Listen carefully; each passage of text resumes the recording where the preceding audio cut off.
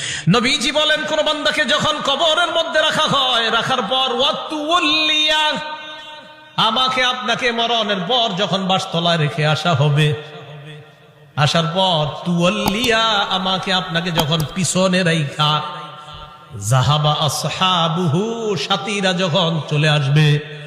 একবার কল্পনা আলেন, রাতের বেলা বিছানায় যখন বালিশে যখন মাথাটা লাগানোর পর কল্পনা করেন আমি মারা গেলাম, যাওয়ার পর বাসতলায় কোন কবরের মধ্যে আমাকে রেখে আমার আত্মীয় স্বজন চলে আসছে, ব্যাপারটা কেমন একটু চিন্তা করেন।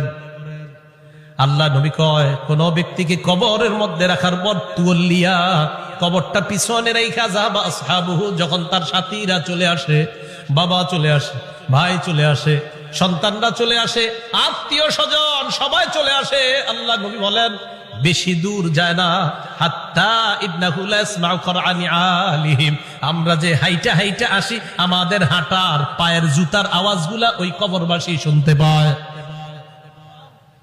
শুনে কেন শুনে জানেন? ওই মুহূর্তে তার দেহের মধ্যে আত্মাটা আল্লাহ দিয়ে দেয়। কেন দেয়? ফায়াতিয়ানিহি মালাকান, দুইজন ফেরেশতা তার কাছে আসে। এটা আবু দাউদের বর্ণনা আর বুখারীর বর্ণনা। আতাহু মালাকান ফাআকআদা, আবু দাউদের বর্ণনা ফায়ুকঈদানি, দুই ফেরেশতা এসে তারে বসায়, বসানোর পর তারে প্রশ্ন করে। এর মধ্যে তিন প্রশ্নের মধ্যে একটা প্রশ্ন হলো আল্লাহর নবীর ব্যাপারে জানতে চায়, তাকে চিনুনি? ওই ব্যক্তি ইমানদার হলে যদি তিনটা জবাব সুন্দরভাবে দেয়, আর আল্লাহ নবীর ব্যাপারে যদি বলে আশহাদু আন্না মুহাম্মাদার রাসূলুল্লাহ, আমি সাক্ষী দিচ্ছি তিনি আল্লাহর রাসূল, এই কথা বলার পর ওই ব্যক্তিকে বলা হবে উনজুর ইলা মাকআদিকা মিনান নার, তুমি তোমার জাহান্নামের আসনটার দিকে তাকাও, এটা তোমার জাহান্নামের আসন। তো এই ব্যক্তি জাহান্নামের আসনের দিকে তাকাবে। এরপর বলা হবে আবদালাকাল্লাহু মাকআদাম মিনাল জান্নাহ, জাহান্নামের আসনের পরিবর্তে আল্লাহ তোমাকে জান্নাতের আসন দান করছে।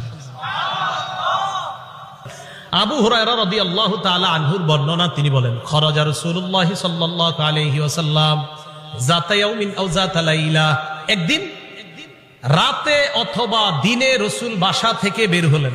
কোথা থেকে বের হইছে? রাতে বা দিনে।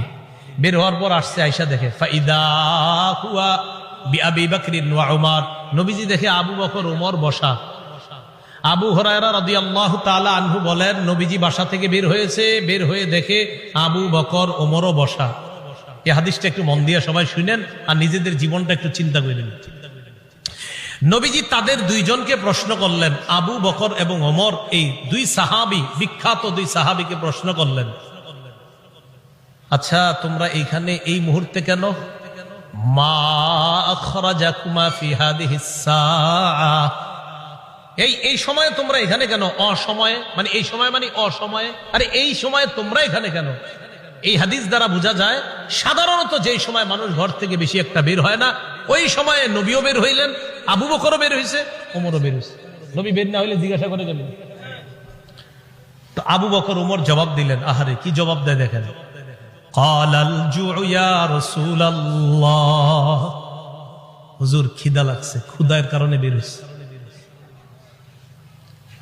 সম্পদ সব ছেড়ে এসে মক্কায় নবীর সাথে চলে এসে মদিনায়। নবীজি যে জবাবটা দিলেন, আল্লাহ নবী বললেন আল্লাযী নাফসি বিয়াদিহি আখরাজানিল্লাযী আখরাজাকুমা। আবু বকর ওমরকে আল্লাহ নবী বলেন, আল্লাহর কসম আবু বকর ওমর, তোমরা যে ক্ষুধার কারণে বের হয়েছো, আমিও ক্ষুধার কারণে বের হইছি।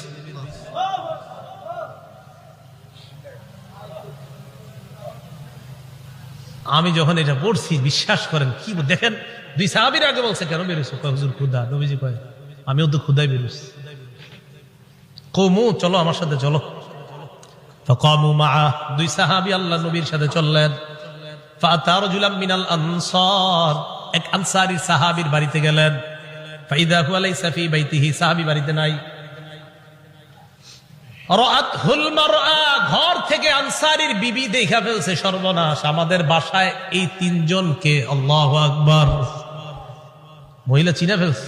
ভিতর থেকে বলতেছে মারহাবা, স্বাগতম স্বাগতম। এমন মেহমান পাইলে কে স্বাগত না জানায়? আরে সাহাবী রাসূলুল্লাহ সাল্লাল্লাহু আলাইহি সাল্লাম আর আবু বকর ওমরকে যখন আনসারী সাহাবীর বিবি দেখলেন, ভিতর থেকে বলা শুরু করলেন, স্বাগতম স্বাগতম, আপনারা ভিতরে আসেন, ঘরে বসেন। নবীজি ঘরে গিয়ে বললেন, এই না ফুলান, স্বামী কোথায়? মহিলা ভিতর থেকে জবাব দিলেন, যাহাবা ইস্তাজিবু লানা মিনাল মা, হুজুর মিষ্টি পানি আনতে গেছে আমাদের জন্য। এবার দেখেন কি হয়, ইতিমধ্যে আনসারী সাহাবী আসছে। আসার পর সাহাবী দেখে বাসায় নবীজি, আবু বকর ওমর। আচ্ছা একটু ভাবেন তো মনে মনে, ওই যুগে যদি আপনি হইতেন আর যদি বাড়িতে গিয়ে দেখতেন হঠাৎ নবীজি আর আবু বকর ওমর আপনার ঘরে।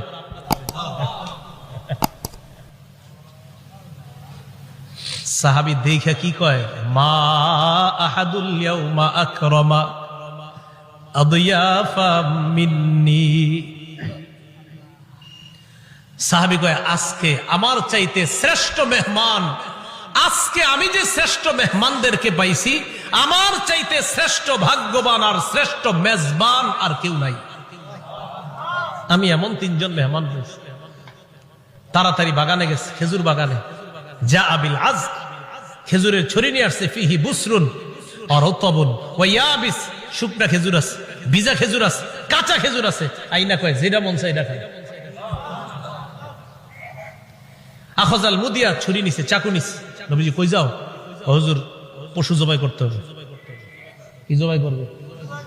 মাথা মানে পেরেশান হয়ে গেছে, আমার এই 3 মেহমানকে কেমনে মেহমানদারি করবে? পশু জবাই করতে হবে। নবী কয়, ইয়াকা ওয়াল হালুব, এই তুমি আবার মাথা গরম কইরা দুধালু কোন পশুরে জবাই করো না। দুধ দেয় যে পশু, বর্তমানে দুধ দিতেছে, এরকম পশু জবাই করো না। জি ঠিক আছে। ফাযাবাহা লাহুম, স্বাভাবিক একটা বকরি জবাই করছে। নবীজিরে গোস্ত দিয়ে, খেজুর দিয়ে, মিষ্টি পানি দিয়ে মেহমানদারি করলেন। করার পর যে কথাটা নবী বলছে, এটা বলার জন্য আপনাদেরকে লম্বা হাদিসটা শুনাইলাম। নবীজি আবু বকর ওমরকে বললেন, আবু বকর ওমর, বাহিরে আসছিলা কিভাবে বলো তো? হুজুর ক্ষুধায় আম করে বাহিরে নিয়ে আসছে। নবীজি কয়, আবু বকর ওমরকে বললেন, এখন খাইছো? কয় হ্যাঁ। নবীজি বললেন, লাতুস আলুন্না আন হাদা ইয়াউমাল কিয়ামাহ, এই যে খানাগুলা খাইছো না, পেট ভরছো না, এই ব্যাপারেও কিয়ামতের ময়দানে আল্লাহর কাছে জবাবদিহিতা করতে হবে। অবশ্যই অবশ্যই তোমাদেরকে এই ব্যাপারে জিজ্ঞাসা করা হবে। এই খানা খেয়ে আল্লাহর ইবাদত করছো কিনা? এই খানা খেয়ে তুমি সঠিকভাবে চলছো কিনা? আল্লাহ তোমারে খাওয়াইছে, খাওয়ানোর পর আল্লাহর হুকুম তুমি পালন করছো কিনা? এই ব্যাপারে জিজ্ঞাসা করা। তো বুঝাইতে চাইলাম, এই সূরা তাকাসুরের শেষে কি বলতেছে দেখেন।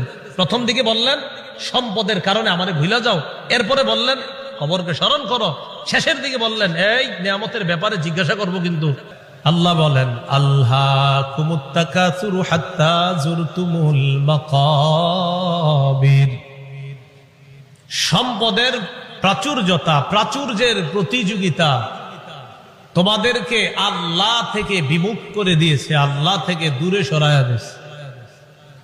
তাহলে আল্লাহকুম তোমাদেরকে ভুলিয়ে দিয়েছে, আত-তাকাসুর প্রাচুর্যের প্রতিযোগিতা আল্লাহ থেকে ভুলিয়ে দিয়েছে, ভুলিয়ে রেখেছে, তোমাদেরকে গাফেল করে রেখেছে। কতদিন? হাত্তা যুরতুমুল মাকাবির, কবরে যাওয়া পর্যন্ত তোমাদের এই প্রতিযোগিতা চলতেই থাকবে। কবরে যাওয়া পর্যন্ত তোমাদের এই প্রতিযোগিতা চলতেই থাকবে। তো এই কথাটা আল্লাহ পাক রব্বুল আলামিন জানিয়ে দিলেন। সহিহ বুখারীর বর্ণনা ৬৪২৫ নম্বর হাদিস। এই হাদিসটা বুঝার আগে বুঝেন, বাহরাইনের গভর্নর নবীজি যাকে বানিয়েছিলেন তার নাম আলা ইবনুল হাজরামি, নবীর এক সাহাবী। তাকে নবীজি বাহরাইন দেশের আমির বানাইলেন। বাহরাইনের নাম শুনি না আমরা? তো বাহরাইনের আমির বানাইলেন যাকে, তার নাম আলা ইবনুল হাজরামি। এই আলা ইবনুল হাজরামিকে রাসূলুল্লাহ সাল্লাল্লাহু আলাইহি সাল্লাম বাহরাইনের আমির বানায়া দিলেন। এখন বাহরাইনের সাথে রাসূলের চুক্তি হয়েছে। চুক্তিটা হলো এই, বাহরাইন মুসলমানদের অধীনে থাকবে, তারা ট্যাক্স দিবে, কর দিবে, জিজিয়া দিবে। তো নবীজি কি করলেন, তার এক সাহাবীকে পাঠাইলেন বাহরাইন থেকে কর বা জিজিয়া বা ট্যাক্স নিয়ে মদিনে আসার জন্য। এতটুকু কথা বুঝছেন? নবীজির অধীনস্থ এক ব্যক্তি বাহরাইনের আমির। তো নবীজি মদিনা থেকে আরেক সাহাবীকে পাঠাইলেন, যাও বাহরাইনের ট্যাক্স গুলা নিয়ে আসো, গরিবদের যে গরিবদেরকে সাহায্য সহযোগিতা করবো যেগুলা দিয়ে এগুলা নিয়ে আসো। এতটুকু বুঝে থাকলে হাদিসটা বলবো। এতটুকু বুঝছি তো সবাই? আচ্ছা। أن رسول الله صلى الله عليه وسلم بعث أبا عبيدة بن الجراح إلى البحرين يأتي بجزيتها। আবু উবাইদা ইবনুল জাররাহ রাদিয়াল্লাহু তাআলা আনহুকে রাসূল বাহরাইনে পাঠাইলেন ট্যাক্স আনার জন্য। বলেন তো বাহরাইনের আমির কে? আরেক সাহাবী, নাম আলা ইবনুল হাজরামি। এতটুকু দরকার, খালি একটু মনে রাখেন, এক সাহাবী আমির, আরেক সাহাবীরে পাঠাইছে সম্পদ আনতে। তো তিনি গেলেন বাহরাইন। ফাকাদিমা আবু উবাইদাতা বিমালি মিনাল বাহরাইন।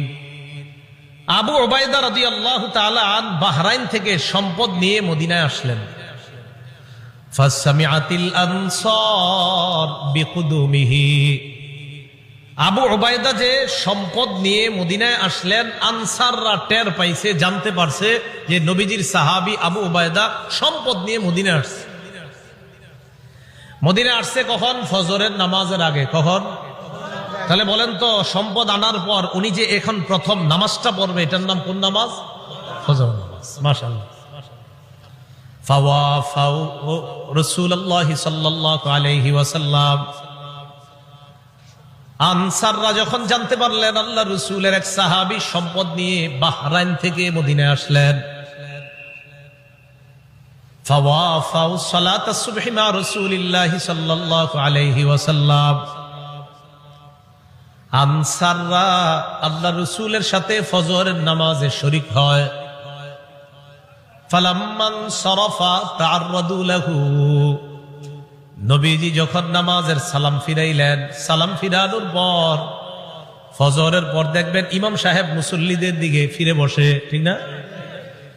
নবীজিও ফিরলেন, নবীজি তাকায় দেখে আনসারী সাহাবারা তাআররাদু লাহু, আল্লাহর নবীর দিকে সবাই মুখ করে বসা। ফাতাবাসসামা রাসূলুল্লাহ সাল্লাল্লাহু আলাইহি ওয়াসাল্লাম হিনা রাআহুম। তাদেরকে দেখা আল্লাহর রাসূল একটা মুস্কি হাসি দিলেন। কি হাসি দিলেন? মুস্কি হাসি। তো মুস্কি হাসি দেওয়ার পর কি জিজ্ঞাসা করে দেখেন, কয় সামিআতুম বিকুদুমি আবি উবাইদা ইবনুল জাররাহ ওয়া আন্নাহু জাআ বিমাল। কি ব্যাপার? আবু উবাইদা যে মদিনায় মাল নিয়ে আসছে এটা মনে হয় শুনছো, ঠিক না? সম্পদ নিয়ে আসছে এটা শুনছো, তাই না? এই জন্য আসছো? তো সাহাবীরা কয় আজাল ইয়া রাসূলুল্লাহ, হুজুর ঠিকই ধরছেন, এই জন্য আসছি। নবীজি তাদেরকে দেখে একটা মুস্কি হাসি দিলেন। নবীজি হ্যাঁ আমি বুঝতে পারছি। এবার আল্লাহ নবী বললেন, আবশিরু, সুসংবাদ গ্রহণ করো, আমিলু মা ইয়াসুররুকুম, তোমরা আশা করো যা তোমাদেরকে আনন্দিত করবে। তবে একটা কথা শোনো, মাল ফাকর আখশা আলাইকুম, তোমরা গরিব হয়ে যাবা, দরিদ্র হয়ে যাবা, এই দারিদ্রতার আশঙ্কা তোমাদের ব্যাপারে আমি করছি না। ওয়ালাকিন আখশা আলাইকুম আন তুবসাতা আলাইকুমুদ দুনিয়া কামা বুসিতাত আলা মান কানা ক্বাবলাকুম, তবে আমি আশঙ্কা করছি দুনিয়া তোমাদের সামনে এমন ভাবে বিছায়া দেওয়া হবে যেমন অতীত জামানার মানুষের সামনে দুনিয়া বিছায়া দেওয়া হয়েছে। প্রচুর সম্পদের মালিক হবা তোমরা, এটা আমার আশঙ্কা। আমি এই আশঙ্কা করি না তোমরা গরিব হবা, বরং আমি এই আশঙ্কা করছি অতীতের মানুষের মতো তোমাদের প্রচুর সম্পদ হবে। তারপর কি আশঙ্কা করি জানো? ফাতানাফাসুহা কামা তানাফাসুহা, আমার আশঙ্কা তারা যেমন সম্পদের প্রতিযোগিতা করছে তোমরাও সম্পদের প্রতিযোগিতা করবা, এটা আমার আশঙ্কা। রাসূলুল্লাহ সাল্লাল্লাহু আলাইহি সাল্লাম এই কথা বলার পর শেষের দিকে বলেন, শোনো তোমরা, আমি যে আশঙ্কা করছি তোমরা সম্পদের প্রতিযোগিতা করবা, অতীত জামানার মানুষের মতো সম্পদের প্রতিযোগিতা করবা, এক পর্যায়ে সম্পদ কি করবে তোমাদেরকে জানো? নবীজি বলেন, ফাতুলহিয়াকুম কামা আলহাতুহুম, সম্পদ যেমন তাদেরকে আল্লাহ ভুলাইয়া দিছে, তোমাদেরকেও তোমাদের সম্পদ আল্লাহ থেকে দূরে সরাইয়া দিবে। নাউজুবিল্লাহ। হাদিস দ্বারা বোঝা যায় সম্পদ বেশি হওয়া দোষের না, কিন্তু সম্পদ বেশি হইলে যদি আল্লাহরে ভুলে যায় মানুষ, এটা দোষের। সম্পদ বেশি হয়ে যদি কারে ভুলে যায়? সম্পদ দিছে কে? এখন আল্লাহ ভুলে গেছে। নবীজি বলেন, আমার আশঙ্কা অতীত জামানার মানুষ যেমন সম্পদ পেয়ে প্রতিযোগিতায় নাইমা আল্লাহরে ভুলে গেছে, তোমরাও আল্লাহকে ভুলে যাবা, এটা আমার আশঙ্কা। আল্লাহ আমাদেরকে হেফাজত করেন। তো এই কথাটাই আল্লাহ বললেন, আল্লাহকুমুত তাকাসুর, সম্পদের প্রাচুর্যের প্রতিযোগিতা তোমাদেরকে আল্লাহর ইবাদত থেকে দূরে সরে রাখছে, গাফেল করে রাখছে। কতদিন জানো? হাত্তা যুরতুমুল মাকাবির, কবরে যাওয়া পর্যন্ত এই অবস্থা চলবে। মুসলিম শরীফের একটা হাদিস শুনেন, আমাদের মাদ্রাসার পাঠ্যপুস্তক অনুসারে 2958 নম্বর হাদিস, আর যারা মোবাইলে পকেটে রাখেন এই মোবাইল অনুযায়ী 7310 নম্বর হাদিস। আবার কইলা মিলেনি আছে অনেকে। তো মুসলিম শরীফের আপনারা যারা মোবাইলে অ্যাপস চালান সেটাতে 7310 দেখেন মিলবে 100%। আর আমাদের মাদ্রাসার পাঠ্যপুস্তক অনুসারে 2958 নম্বর হাদিস। এই হাদিসের মধ্যে আসছে রাসূলুল্লাহ সাল্লাল্লাহু আলাইহি ওয়াসাল্লাম বলেন, قال رسول الله صلى الله عليه وسلم يقول ابن آدم مالي مالي وهل لك يا ابن آدم إلا ما أكلت أو لبست أو تصدقت। হাদিসটা মন দিয়ে শুনেন, আগে আমার সাথে বলেন। আদম সন্তান কয় আমার সম্পদ আমার সম্পদ, নবীজি কয় তোমার সম্পদ তোমার সম্পদ। একজনে কয় আমার বাড়ি আছে, আমার গাড়ি আছে, আমার মার্কেট আছে, আমার 10টা দোকান আছে। আদম সন্তান এগুলা বলে, নবীজি কয় থুর মিয়া, তোমার মাত্র 3টা জিনিস আছে। আমরা কই আমার 10 কাঠা জায়গা আছে, 20 বিঘা জমিন আছে, নবী কয় 3টা জিনিস আছে। এবার মন দিয়ে শোনেন হাদিসটা, বলেন আমরা বলি আমাদের এটা আছে সেটা আছে, নবী কয় সম্পদ 3টা। বলেন কয়টা? 3টা। قال رسول الله صلى الله عليه وسلم يقول ابن آدم مالي مالي, আদম সন্তান কয় আমার সম্পদ আমার সম্পদ। وهل لك يا ابن آدم من مالك إلا ما أكلت فأفنيت, ও আদম সন্তান তোমার 3টা সম্পদ। 1 নাম্বার সম্পদ যা খাইলা, খাওয়ার পর শেষ করলা, পিছনের রাস্তা দিয়ে বের করলা, এটা তোমার 1 নাম্বার সম্পদ। যা খাইছেন এটাই সম্পদ, এটাই তো সম্পদ। 2 নাম্বার আউলা বিস্তাফা আবলাইতা, কাপড় পরতে পরতে পুরাতন হয়ে গেছে অথবা খাটো হয়ে গেছে, ছিঁড়ে গেছে, এখন আর পরো না, এই কাপড়ই তোমার সম্পদ। 3 নাম্বার আও তাসাদদাকতা ফাআমজাইতা, সদকা করতে করতে কিছু সম্পদ তুমি কমিয়েছিলা, তোমার মনে হচ্ছে তোমার সম্পদ কমে গেছে, আমি নবী বলে গেলাম তোমার এই সম্পদটা কমে নাই, এটাও তোমার সম্পদ, মরণের পর আল্লাহর কাছে পেয়ে যাইবা। সম্পদ কয়টা? আমরা কই অনেকগুলা, নবীজি কয় কয়টা? যা খাইছো, যা পরিধান করছো, যা জান সৎকা করছো, শেষ। আমাকে আপনাকে যখন কবরে নিবে, মনে করেন আগামীকালও যদি আমি আপনার কেউ মারা যাই, একটু পরে যদি আমাদের কেউ মারা যায়, বাসতলায় যখন আমাদেরকে এলাকাবাসী নিয়ে যাবে, নবীজি কয় জানো তোমার লাশের সাথে 3টা জিনিস কবর পর্যন্ত যায়। বলেন কয়টা? قال رسول الله صلى الله عليه وسلم يتبع الميت ثلاثه, আল্লাহ নবী বলেন কবর পর্যন্ত মৃত ব্যক্তির সাথে 3টা জিনিস যায়। 1 নাম্বার আল আহাল, পরিবার যায়। 2 নাম্বার আল মাল, সম্পদ যায়। 3 নাম্বার আল আমাল, আমল নামা যায়। বলেন কবর পর্যন্ত আমার আপনার লাশের সাথে কয়টা জিনিস যাবে? 1 নাম্বার পরিবার, বলেন 1 নাম্বার, 2 নাম্বার সম্পদ, 1 নাম্বার, 2 নাম্বার, 3 নাম্বার আমল। এবার নবীজি বলেন ইয়ারজিউ ইসনান, 3টার মধ্যে 2টা ফিরে আসবে। ইয়ারজিউল মাল ওয়াল আহাল, সম্পদ ফিরে আসবে, পরিবার ফিরে আসবে। ওয়ায়াবকাল আমাল, আমল নামা থেকে যাবে।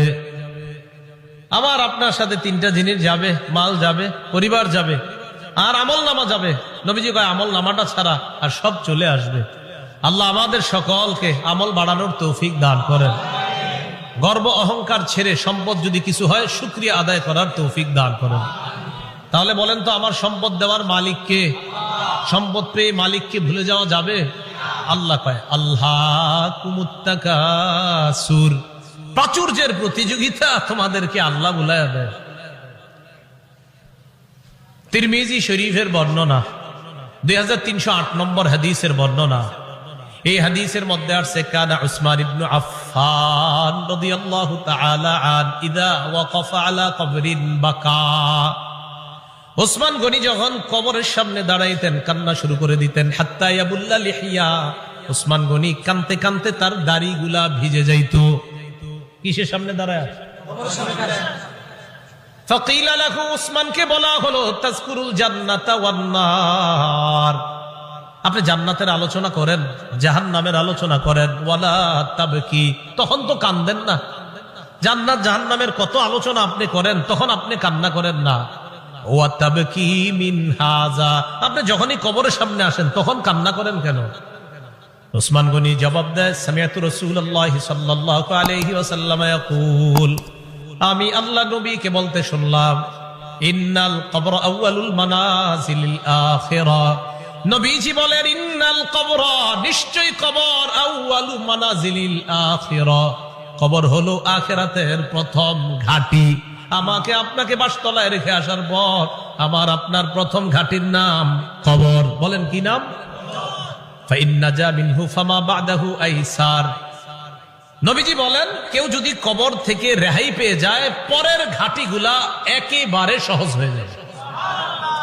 ওয়া ইন লাম ইয়ানজু মিনহু ফামা বাদাহু আশাদ, কবর থেকে যদি কেউ মুক্তি না পায়, পরের ঘাটিগুলা কঠিন হয়ে যাবে। বলেন নাউজুবিল্লাহ।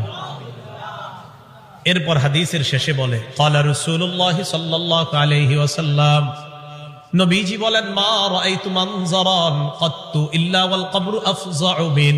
নবীজি বলেন, শোনো, কবরের চাইতে এত ভয়ঙ্কর কোন দৃশ্য আমার জানা নাই।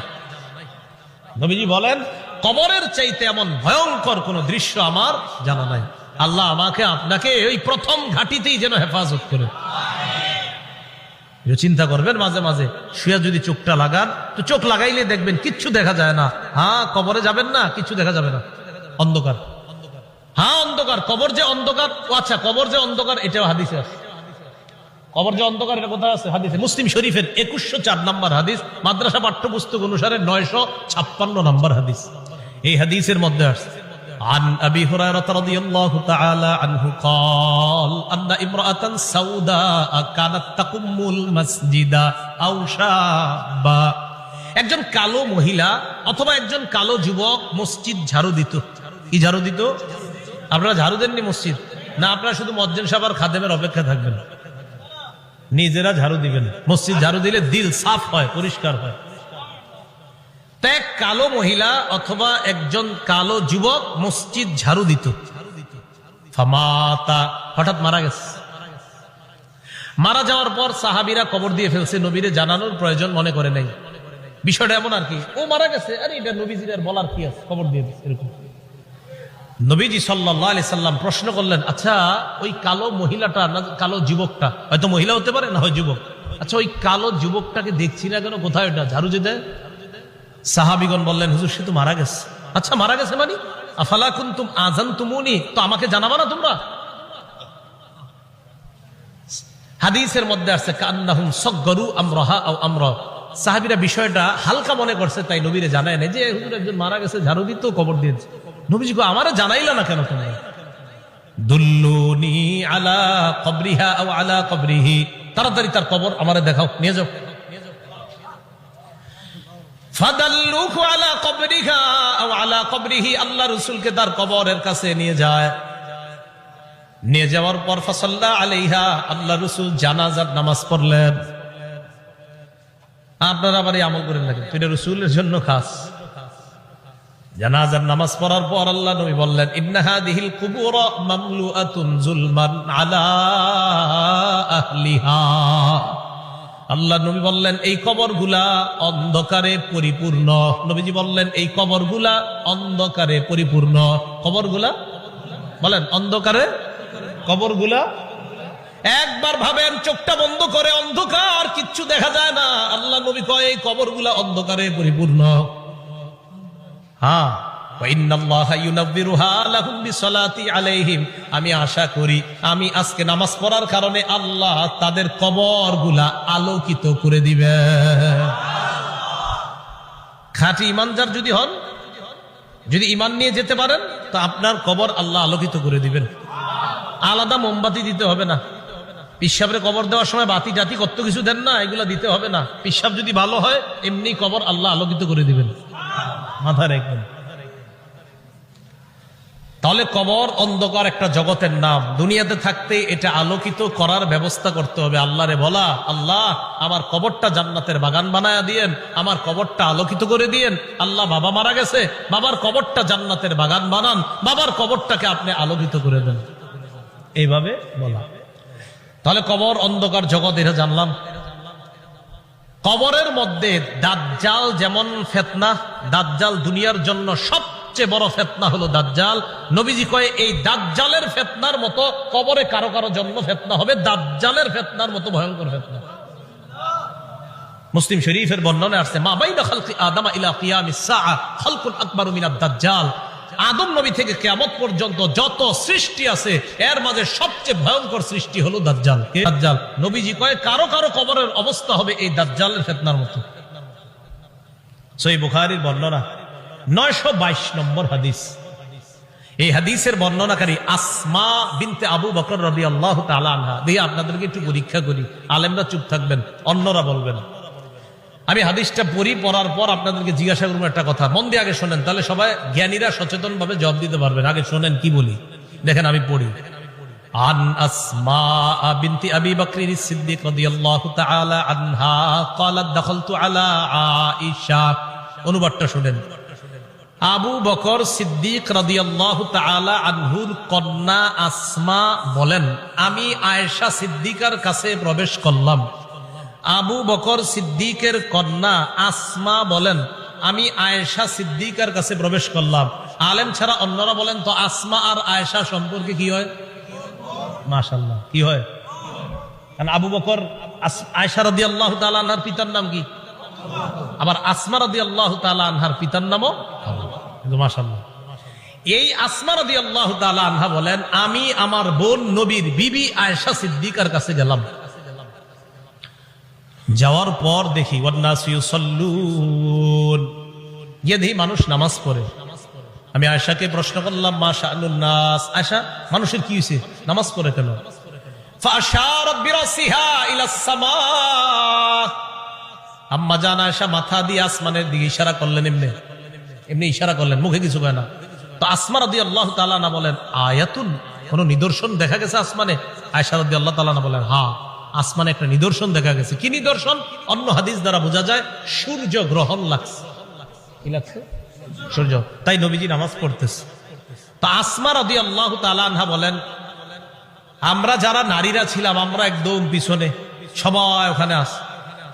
নবীজি নামাজটা এত লম্বা করলেন, ফাতালা রাসূলুল্লাহ সাল্লাল্লাহু আলাইহি সাল্লাম, নবীজি নামাজ এত দীর্ঘ করলেন, হাত্তা তাজাল্লানিল গাশিয়ু, আমি বেহুশ হয়ে গেছি। আচ্ছা কি পরিমাণ লম্বা হইলে একজন মানুষ বেহুশ হয়ে যায় বলেন? ওয়াইলা জাম্বি কিরবা, আমার পাশে একটা পাত্র ছিল, ফিহা মা, এটার মধ্যে পানি ছিল। ফাজালতু আসুব্বু বিনহা আলা রাসি, আমি এই পাত্র থেকে পানি নিয়ে আমার মাথায় ঢালা শুরু করলাম। এত পরিমাণ আমার মাথা গরম হয়ে বেহুশের কাছাকাছি চলে গেছে। নামাজ কি পরিমাণ লম্বা হয়েছে আল্লাহ জানে। তো আসমা রাদিয়াল্লাহু তাআলা আনহা বলেন, এক পর্যায়ে ফালাম্মান সরাফা রাসূলুল্লাহ সাল্লাল্লাহু আলাইহি ওয়াসাল্লাম হাত্তা তাজাল্লাতিশ শামস, নবীজি নামাজ শেষ করছে, ইতিমধ্যে সূর্য স্বাভাবিক হয়ে গেছে, সূর্য ঠিক হয়ে গেছে। আমি যেই কথাটা বলার জন্য আপনাদেরকে হাদিসটা শোনাইতেছি, কোনটা? দাজ্জালের ফিতনা, এটা শোনানোর জন্য। এবার দেখেন নবীজি কি বলেন। নবীজি বলেন, নবীজি নামাজের পর একটা ভাষণ দিলেন, খুতবা দিলেন, নামাজের পর ভাষণ দিলেন। ভাষণের মধ্যে নবী বললেন, মা মিন শাইইন লাম আকুন উরিতুহু ইল্লা ক্বাদ রাআইতুহু ফি মাকামি, ইতিপূর্বে আমাকে যা দেখানো হয় নাই আজকে আমি সব দেখছি। এই নামাজের মধ্যে আমি সব। নামাজটা কি শর্ট ছিল না লম্বা? নবীজি বলেন, ইতিপূর্বে আমাকে এমন যা কিছু দেখানো হয় নাই আজকে আমি সব দেখছি। শেষে কি কয় জানেন? হাত্তাল জান্নাহ ওয়ান নার, জান্নাত জাহান্নামও দেখছি। আরেকটা বর্ণনা আছে, সূর্য গ্রহণের নামাজে নবীজি দাঁড়াইছে না, আমার দিকে তাকান, সামনের কাতারের সাহাবী যারা, তারা তাকায় দেখে নবীজি নামাজের মধ্যে হঠাৎ এমন করছে, যে এমন করছে এভাবে। তো নামাজ শেষ, আপনারা আবার এরকম করেন না কিন্তু। পুরাটা শোনেন আগে। একদল করবো কি যে নবী যেরকম করছে আমিও করবো, আরে পুরাটা শোনেন কি কয়। নামাজ শেষ করার পর নবীজিকে এক সাহাবী বললেন, হুজুর আজকে আপনি এমন একটা কাজ করছেন যেটা অতীতে দেখি নেই। নবীজি আচ্ছা খেয়াল করছো? হ্যাঁ। ওই মুহূর্তে আমি জান্নাতের আঙ্গুরের ছড়া দেখছিলাম, ওইটা আমি হাত দিতে গেছিলাম, যদি আনতে পারতাম কিয়ামত পর্যন্ত সবাই খাইতে পারতাম। আপনি আগে আঙ্গুর দেখেন নামাজে? তো দেখলেন হাত দিবেন, দেন না তো এই জন্য আমল করতে চান না। রাসূলুল্লাহ সাল্লাল্লাহু আলাইহি সাল্লাম বলেন, মা মিন শাইইন লাম আকুন উরিতুহু ইল্লা ক্বাদ রাআইতুহু ফি মাকামি। ইতিপূর্বে আমাকে যা দেখানো হয় নাই আজকে আমি সব দেখলাম। হাত্তাল জান্নাহ ওয়ান নার, জান্নাত জাহান্নাম আমি দেখলাম। নবীজি বলেন, ইন্নাহু ক্বাদ উহিয়া ইলাইয়া আন্না, আল্লাহ রাসূল বলেন আমার কাছে এই ওহী প্রেরণ করা হয়েছে, আন্নাকুম তুফতানুনা ফিল কুবুর মিসলা আও করিবা মিন ফিতনাতি দাজ্জাল।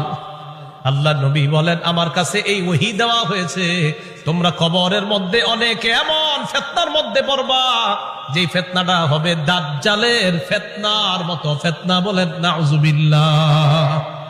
বিশ্বাস করেন দাজ্জালের ব্যাপারে আমি পড়ছি বলে আপনাদেরকে বলে বুঝাইতে পারতেছি না, তো আমি বুঝতেছি যদি দাজ্জালের ফিতনাটা হয় তো কত বড় ভয়ঙ্কর ফিতনা হবে। আমি সবগুলা কথা বললে বুঝতে পারতেন যে দাজ্জাল কতটা ভয়ঙ্কর ফিতনার নাম। রাসূল বললেন কবরে অনেকের এই ফিতনা হবে দাজ্জালের মতো, খুব ভয়ঙ্কর ফিতনা, ও কঠিন ভয়ঙ্কর ফিতনা। আল্লাহ আমাদেরকে হেফাজত করেন। তো আল্লাহ কয় এই কবর পর্যন্ত তোমরা সম্পদের প্রতিযোগিতা চলে, যেই কবরে এই অবস্থা হবে আর তোমরা সম্পদ নিয়ে ব্যস্ত আছো। সহিহ বুখারীর বর্ণনা 1372 নম্বর হাদিস। এই হাদিসের বর্ণনাকারী আম্মা জান আয়েশা সিদ্দিকা রাদিয়াল্লাহু তাআলা আনহা, তিনি বলেন, আন্না ইয়াহুদিয়াতান দাখালাত আলা আয়েশা সিদ্দিকা রাদিয়াল্লাহু তাআলা আনহা ফাসালাত আন আযাবিল কবর। এক ইহুদি নারী আম্মাজান আয়েশার কাছে এসে কবরের আযাব সম্পর্কে জিজ্ঞাসা করছে। আম্মাজান আয়েশা সিদ্দিকা রাদিয়াল্লাহু তাআলা আনহা জবাব দিলেন, আযাকিল্লাহু মিন আযাবিল কবর। আল্লাহ তোমারে গজবে কবরের আযাব থেকে হেফাজত করুক। এটা আম্মাজান বইলা নবীজির কাছে গেছে। ফাসালাত আয়েশা রাসূলুল্লাহ সাল্লাল্লাহু আলাইহি ওয়াসাল্লাম আন আযাবিল কবর। আম্মা জান আয়েশা আল্লাহ রাসূলকে কবরের আযাব সম্পর্কে জিজ্ঞাসা করলেন। আল্লাহ নবী জবাব দিলেন, আযাবুল কবর, হ্যাঁ কবরের আযাব সত্য। বলেন কবরের আযাব সত্য। তাহলে কবরের আযাব কি বলেন তো? সত্য। এটা নবীজি জানায়া দিলেন তার বিবিকে। সহিহ বুখারীর 1338 নম্বর হাদিস। এই হাদিসের মধ্যে আসছে, ক্বালা রাসূলুল্লাহ সাল্লাল্লাহু আলাইহি ওয়াসাল্লাম, আল আবদু ইযা উদিআ ফি কবরিহি।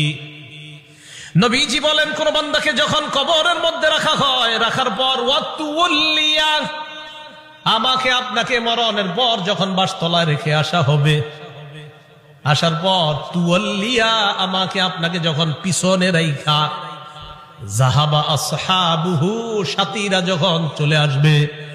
একবার কল্পনা আলেন রাতের বেলা বিছানায় যখন বালিশে যখন মাথাটা লাগানোর পর কল্পনা করেন আমি মারা গেলাম, যাওয়ার পর বাসতলায় কোন কবরের মধ্যে আমাকে রেখে আমার আত্মীয় স্বজন চলে আসছে, ব্যাপারটা কেমন একটু চিন্তা করেন। আল্লাহ নবী কয় কোন ব্যক্তিকে কবরের মধ্যে রাখার পর তুল্লিয়া, কবরটা পিছনে রাইখা, যাবা আসহাবুহু, যখন তার সাথীরা চলে আসে, বাবা চলে আসে, ভাই চলে আসে, সন্তানরা চলে আসে, আত্মীয় স্বজন সবাই চলে আসে। আল্লাহ নবী বলেন বেশি দূর যায় না, হাত্তা ইন্নাহু লা ইয়াসমাউ করানি আলিহিম, আমরা যে হাইটা হাইটা আসি আমাদের হাঁটার পায়ের জুতার আওয়াজগুলা ওই কবরবাসী শুনতে পায়। শুনে কেন শুনে জানেন? ওই মুহূর্তে তার দেহের মধ্যে আত্মাটা আল্লাহ দিয়ে দেয়। কেন দেয়? ফায়াতিয়ানিহি মালাকান, দুইজন ফেরেশতা তার কাছে আসে। এটা আবু দাউদের বর্ণনা আর বুখারীর বর্ণনা। আতাহু মালাকান ফাআকআদা, আবু দাউদের বর্ণনা ফায়ুকঈদানি, দুই ফেরেশতা এসে তারে বসায়, বসানোর পর তারে প্রশ্ন করে। এর মধ্যে তিন প্রশ্নের মধ্যে একটা প্রশ্ন হলো আল্লাহ নবীর ব্যাপারে জানতে চায়, তাকে চিনুনি? ওই ব্যক্তি ইমানদার হলে যদি তিনটা জবাব সুন্দরভাবে দেয়, আর আল্লাহ নবীর ব্যাপারে যদি বলে আশহাদু আন্না মুহাম্মাদার রাসূলুল্লাহ, আমি সাক্ষী দিচ্ছি তিনি আল্লাহর রাসূল, এই কথা বলার পর ওই ব্যক্তিকে বলা হবে উনজুর ইলা মাকআদিকা মিনান নার, তুমি তোমার জাহান্নামের আসনটার দিকে তাকাও, এটা তোমার জাহান্নামের আসন। তো এই ব্যক্তি জাহান্নামের আসনের দিকে তাকাবে। এরপর বলা হবে আবদালাকাল্লাহু মাকআদাম মিনাল জান্নাহ, জাহান্নামের আসনের পরিবর্তে আল্লাহ তোমাকে জান্নাতের আসন দান করছে। তা আল্লাহ কয় এই কবরে তুমি থাকতে হবে, আমরা থাকতে হবে। আল্লাহকুমুত তাকাসুরু হাত্তা যুরতুমুল মাকাবির, কবর পর্যন্ত সম্পদের প্রতিযোগিতা তোমাদের চলছে।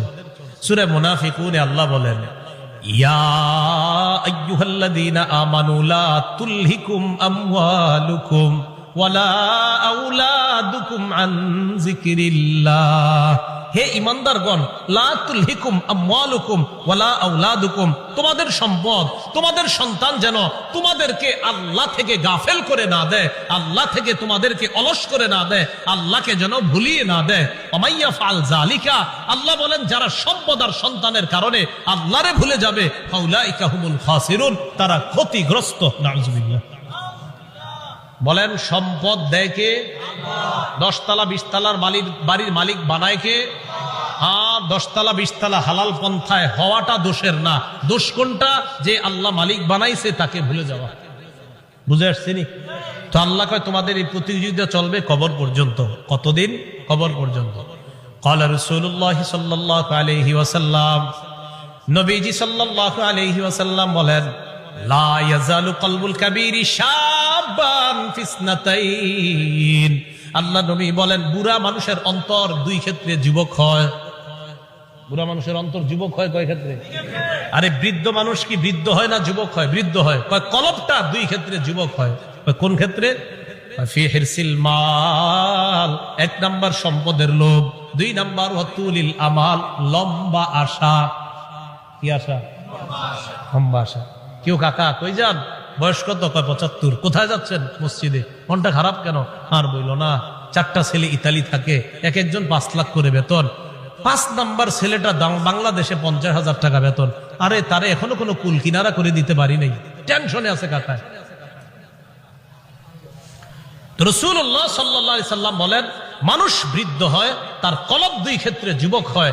1 সম্পদের লোভ, 2 লম্বা আশা, বড় আশা। আল্লাহ বুঝার তৌফিক দান করেন। রাসূলুল্লাহ সাল্লাল্লাহু আলাইহি সাল্লামের সাহাবী আব্দুল্লাহ ইবনে মাসউদ বলেন খাত্তা রাসূলুল্লাহ সাল্লাল্লাহু আলাইহি ওয়াসাল্লাম খাত্তান মুরাব্বাআ। এই হাদিসটা বুঝতে হবে সবাই। নবীজি একটা চতুর্ভুজ আঁকলেন। ওই অঙ্কের ছাত্ররা কোথায়? কি আঁকলেন? চতুর্ভুজ আঁকার পর ওয়া খাত্তা খাত্তান ফিল ওয়াসাতি খারিজাম মিন, মাঝখান থেকে একটা দাগ দিলেন। এই দাগটা চতুর্ভুজের বাহিরে নিলেন। বলেন তো রাসূল কি আঁকলেন? মাঝখানের দাগটা ভিতরে না বাহিরে? আচ্ছা এবার দেখেন মাঝখানে ছোট ছোট কিছু দাগ দিস। এটা চতুর্ভুজ, মাঝখানে ছোট ছোট কিছু দাগ, আর মাঝে একটা বড় দাগ। এই আশেপাশে কিছু ছোট ছোট দাগ, মাঝখানে লম্বা একটা দাগ। বলেন তো লম্বাটা কি ভিতরে আছে না বাহিরে? আচ্ছা একটু বুঝছেননি কথা।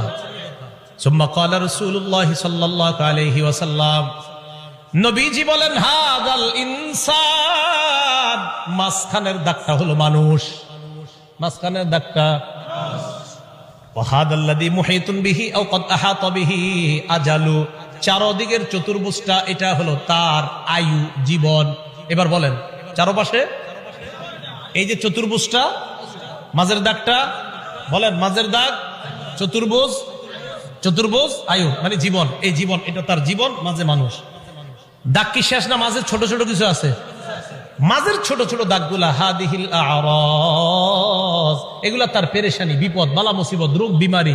একটা আসে ভালো হয় আর একটা আসে, এরকম চলেনি জীবনে? একটার পর একটা আসতে থাকে।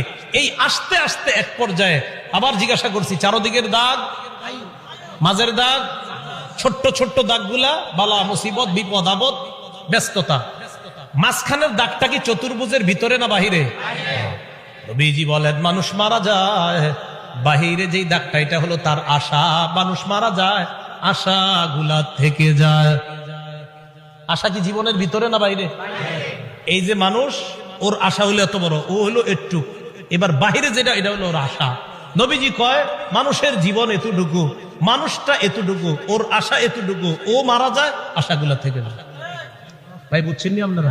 আচ্ছা, তো আল্লাহ পাক রব্বুল আলামিন বলেন আলহাকুমুত তাকাসুর হাত্তা জুরতুমুল মাকাবির, কবর পর্যন্ত এই সম্পদের প্রতিযোগিতা, প্রাচুর্যের প্রতিযোগিতা তোমাদের চলতেই থাকে। আল্লাহ আমাদেরকে কবরের প্রস্তুতি নেওয়ার তৌফিক দান করেন। আচ্ছা, এরপরে দেখেন কি বলে, কাল্লা সাউফা তা'লামুন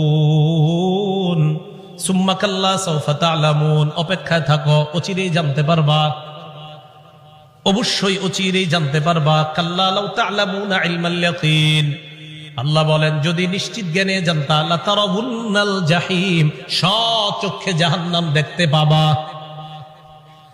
আল্লাহ বলেন লাতারাউন্না, অবশ্যই অবশ্যই জাহান্নাম দেখবা।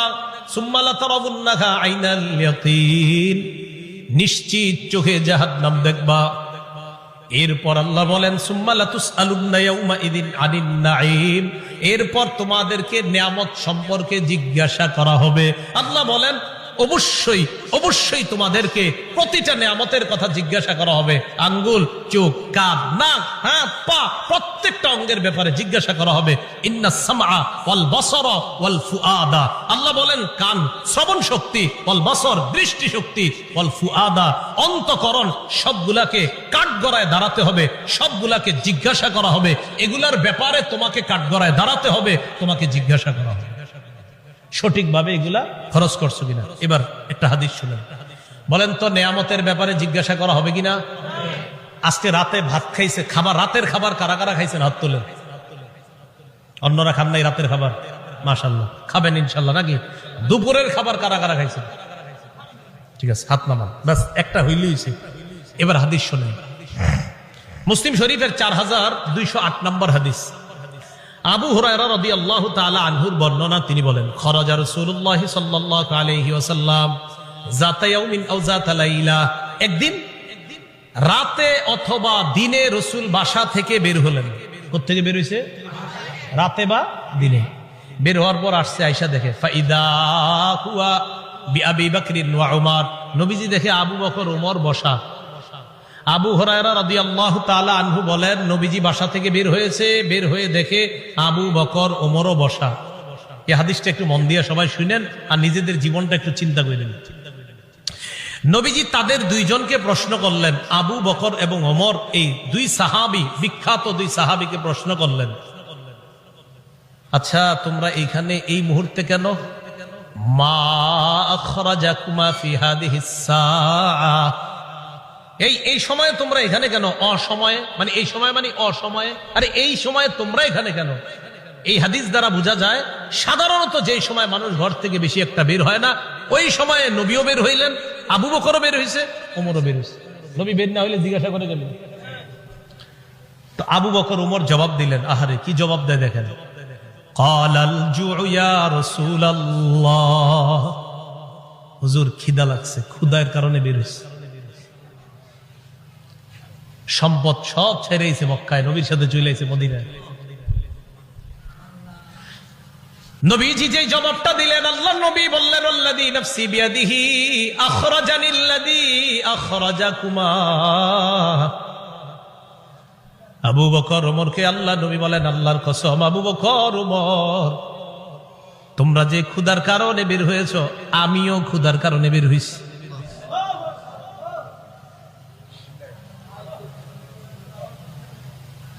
আমি যখন এটা পড়ছি, বিশ্বাস করেন কি দেখেন, দুই সাহাবীর আগে বলছে কেন বেরোছো? হুজুর ক্ষুধা। নবীজি কয় আমিও তো ক্ষুধায় বেরোছি। কওমু, চলো আমার সাথে চলো। ফাকামু মাআ, দুই সাহাবী আল্লাহ নবীর সাথে চললেন। ফাআতা রাজুলাম মিনাল আনসার, এক আনসারী সাহাবীর বাড়িতে গেলেন। ফাইদা হুয়া লাইসা ফি বাইতিহি, সাহাবী বাড়িতে নাই।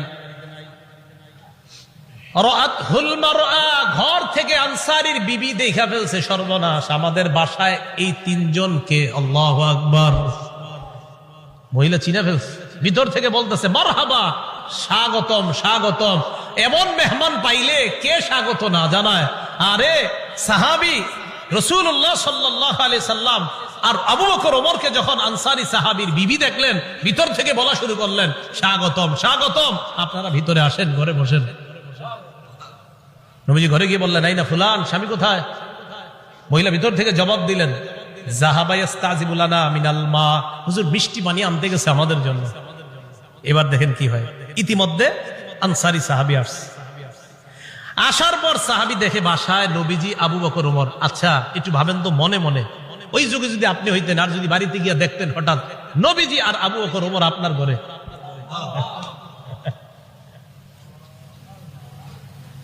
সাহাবী দেখে কি কয়, মা আহাদুল ইয়াউমা আকরামা আদিয়াফা মিন্নি।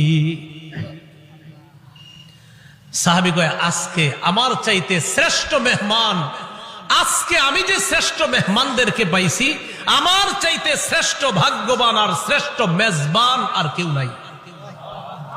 আমি এমন 3 জন মেহমান পেয়েছি। তাড়াতাড়ি বাগানে গেছে, খেজুর বাগানে। যা আবিল আজ, খেজুরের ছড়ি নিয়ে আসছে। ফিহি বুসরুন আর রতবুন ওয়া ইয়াবিস, শুকনা খেজুর আছে, ভিজা খেজুর আছে, কাঁচা খেজুর আছে। আইনা কয়, যেটা মন চাই এটা খাই। আখজাল মুদিয়া, ছুরি নিছে, চাকু নিছে। নবীজি কই যাও? হুজুর পশু জবাই করতে হবে। কি জবাই করবে?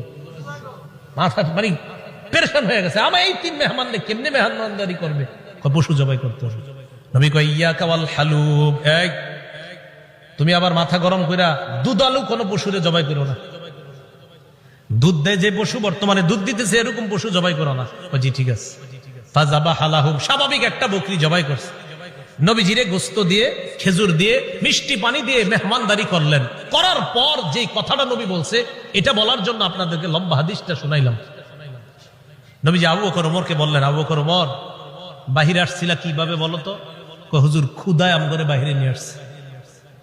নবীজি কয়, আবু বকর ওমরকে বললেন, এখন খাইছো? কয়, হ্যাঁ। নবীজি বললেন, লাতুস আলুদনা আন হাদা ইয়াউমাল কিয়ামাহ, এই যে খানাগুলা খাইছো না, পেট ভরছো না, এই ব্যাপারেও কিয়ামতের ময়দানে আল্লাহর কাছে জবাবদিহিতা করতে হবে। অবশ্যই অবশ্যই তোমাদেরকে এই ব্যাপারে জিজ্ঞাসা করা হবে। এই খানা খেয়ে আল্লাহর ইবাদত করছো কিনা? এই খানা খেয়ে তুমি সঠিকভাবে চলছো কিনা? আল্লাহ তোমারে খাওয়াইছে, খাওয়ানোর পর আল্লাহর হুকুম তুমি পালন করছো কিনা? এই ব্যাপারে জিজ্ঞাসা করা হবে। তো বুঝাইতে চাইলাম, এই সূরা তাকাসুরের শেষে কি বলতেছে দেখেন।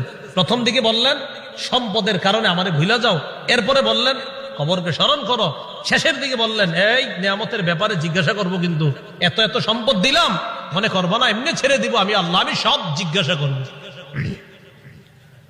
এই সূরা থেকে প্রধান 3টা আমাদের শিক্ষা।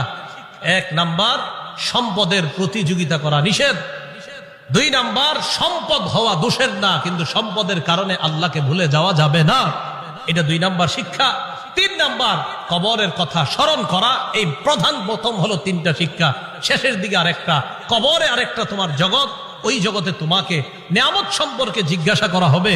কিয়ামতের ময়দানে তোমাকে 5 প্রশ্ন করার আগে তোমার পা 2টা সামান্য সময়ের জন্য নড়বে না। এই 5 প্রশ্ন করার জন্য আল্লাহর কাছে প্রত্যেককে দাঁড়াতে হবে।